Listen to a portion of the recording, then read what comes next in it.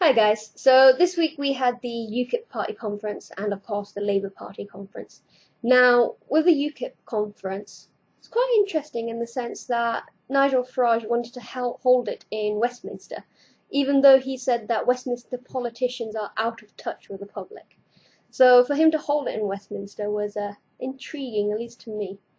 Now, going on to the speeches and the policies of UKIP, Farage said in his leader's speech that UKIP have grown up over the past year.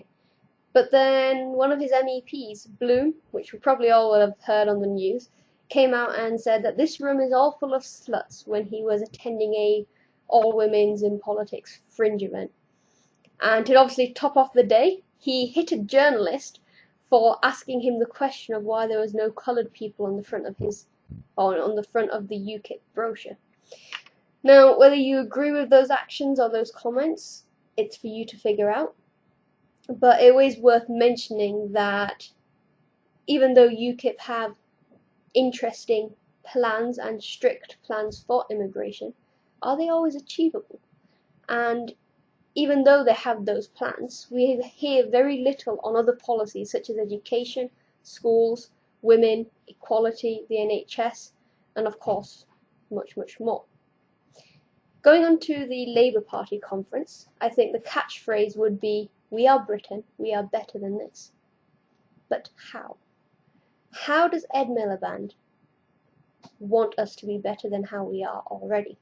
The question I always seem to ask myself before an election is, has the last year, or if it's a general election, has the last 4 or 5 years, have they improved us as a country, as an individual? Are we better off than we were?